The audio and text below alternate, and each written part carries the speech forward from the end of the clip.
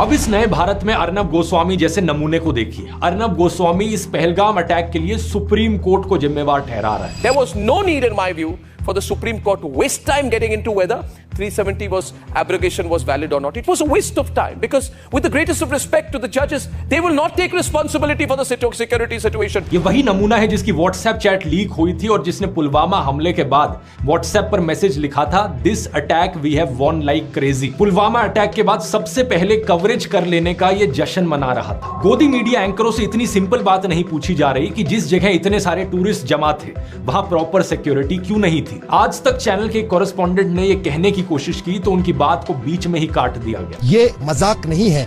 2000 tourist किसी एक picnic spot पे हैं, वहां पर ना ही पुलिस बल की कोई तैनाती, ना ही सुरक्षा बलों की कोई तैनाती। हम देखते हैं जब सवाल एक बच्चा तक पूछ रहा है। सरकार तो गई हुई है, मतलब इतना बड़ा आतंकवादी का हमला हुआ, उनके कुछ पता ही नहीं है।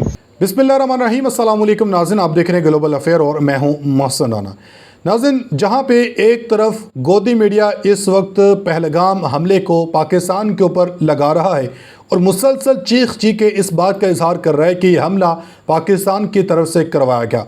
हालांकि इस वक्त भारत के अपने ही तज्ज़ियाकार हैं, भारत के अपने ही एंकर्स हैं, इन्होंने भारतीय सरकार का, मोदी सरकार का ये जो घिनौना प्रोपेगेंडा था, घिनौना ये प्लान था पाकिस्तान को फंसाने का, इसको बेनकाब कर दिया है। भारतीय ओपोजिशन भी नाज़रीन भारतीय सरकार से पूछ रही है कि आखिर ये हमला जो करवाया गया, इस हमले की नाकामी का ज़िम्मेदार कौन है। चूँकि ख़ुद जो अमित शाह हैं या राजनाथ सिंह हैं, वो इस हमले को जो है सिक्योरिटी नाकामी करार दे चुके हैं। तो फिर जब आपके ख़ुद वज़रा मिनिस्टर ये इस बात का एतराफ़ कर रहे हैं कि हमला सिक्योरिटी की नाकस जो कारकर्दगी है उस बिना के ऊपर हुआ, तो फिर आप किस बेस के ऊपर पाकिस्तान के ऊपर इल्ज़ाम इसका लगा सकते हैं। चूँकि मुसलसल गोदी मीडिया की तरफ से चीख के इसका इल्ज़ाम पाकिस्तान के ऊपर लगाया जा रहा है, मगर वहीं पर नाज़रीन कुछ ऐसे रिसर्च बेस्ड जर्नलिस्ट भी मौजूद हैं जिनमें ध्रुव राठी सर फहरिस्त हैं। तो इनकी तरफ से नाज़रीन पहले भी पुलवामा का जो हमला हुआ था, इसमें बाकायदा हक़ाइक़ के साथ बता दिया गया था कि कैसे मोदी सरकार की जानब से पुलवामा का हमला करवाया गया इलेक्शन को जो है जीतने के लिए। तो अब भी नाज़रीन ध्रुव राठी की तरफ से ही इस पहलगाम हमले को जो है बाकायदा सबूतों के साथ, हक़ाइक़ के साथ बता दिया गया है कि ये हमला सिर्फ़ और सिर्फ भारतीय सरकार का ड्रामा था। कैसे पाकिस्तान जो है इतनी दूर आके LOC को क्रॉस करके और इतनी सिक्योरिटी जो कश्मीर के अंदर आपकी 6 लाख से 7 लाख से ज़ायद फ़ौज तैनात है, उनकी मौजूदगी में पाकिस्तान से कैसे दहशतगर्द आके जो है पहलगाम में हमला करके वापस जा सकते हैं। तो मज़ीद ध्रुव राठी की तरफ से किस तरीके के साथ सबूत पेश किए गए, कैसे भारत का या भारतीय सरकार के ड्रामा एक्सपोज किया गया है, आज की इस वीडियो में इसे भी बात करते हैं। आपसे गुजारिश है वीडियो को अंत तक लाजमी देखिएगा। अगर आप लोग ने अभी तक हमारे इस यूट्यूब चैनल को सब्सक्राइब नहीं किया तो सब्सक्राइब लाजमी कर दें, साथ में बेल आइकन को दबा दें ताकि हर नई आने वाली वीडियो आप तक आसानी से पहुँचते रहे।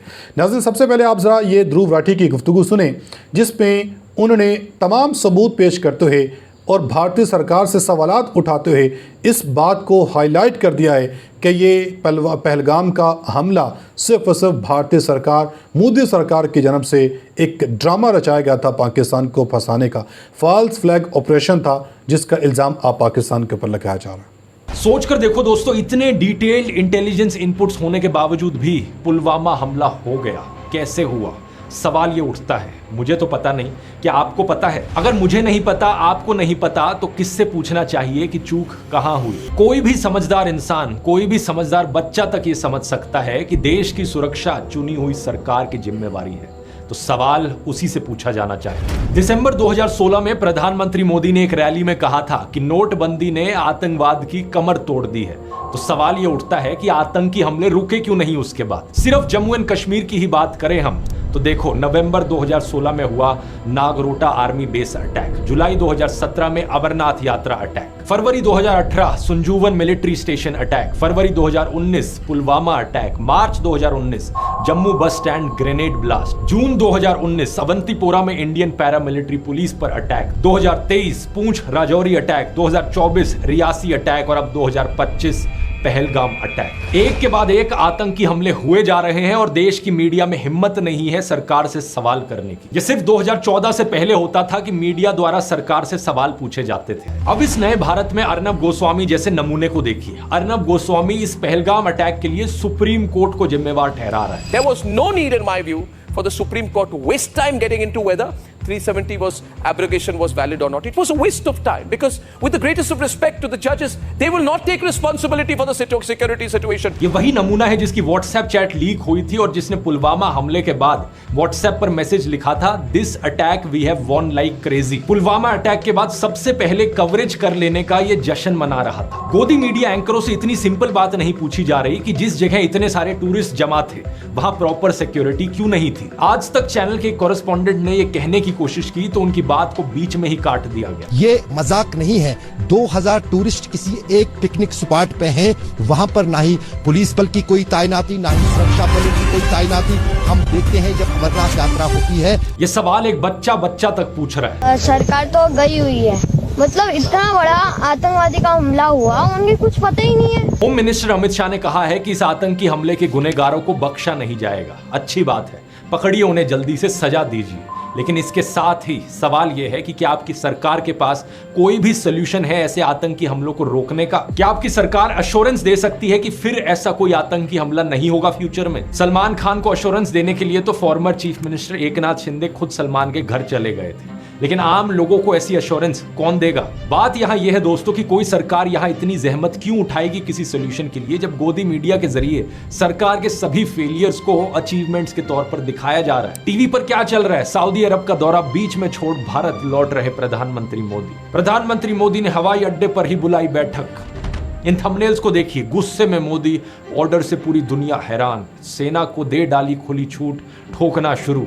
जो ब्रेन वॉश लोग इस सब में यकीन करते हैं उन्होंने अपनी इमेजिनेशन में अलग ही दुनिया बना रखी है, एक ऐसी दुनिया जहां पर धरती मोदी के अराउंड चक्कर लगाती है। खैर, अपने मुद्दे पर वापस आए। जम्मू एंड कश्मीर के मुख्यमंत्री ओमर अब्दुल्ला ने कहा कि इस अटैक को अंजाम देने वाले जानवर हैं, इनह्यूमन है, कंटेम्प्ट के लायक है। उनकी निंदा करने के लिए कोई शब्द काफी नहीं। उन्होंने विक्टिम्स के परिवारों के लिए संवेदना व्यक्त की। कश्मीर में लोगों ने शोक मनाने के लिए बंद लगाया, किसी ने एकता दिखाने के लिए मार्च की तो किसी ने कैंडल लाइट मार्च निकाली। मुझे बस ये बात नहीं समझ में आती कि बीजेपी वालों को इस नारे से इतना करंट क्यों लग जाता है। मैं चैलेंज देता हूं सभी बीजेपी के नेताओं को, अपने सोशल मीडिया पर लिखकर दिखाओ, भारतीय एकता जिंदाबाद। मुझे लगता नहीं कि इनमें से ज्यादा नेता ये लिखने की हिम्मत कर सकते हैं, क्योंकि इन फर्जी राष्ट्रवादियों को नफरत फैलाने से फुर्सत मिले तभी तो राष्ट्रीय एकता की बात करेंगे। ये मृतकों की अस्थियां ठंडी भी नहीं हुई थी कि बीजेपी छत्तीसगढ़ के ऑफिशियल ट्विटर और इंस्टाग्राम हैंडल ने यह बेहद ही भद्दा पोस्ट किया। एक गिबली स्टाइल इमेज जिस पर कैप्शन लिखते हैं, धर्म पूछा जाति नहीं, याद रखेंगे। चाहते हैं सभी हिंदुओं के अंदर डर बैठे,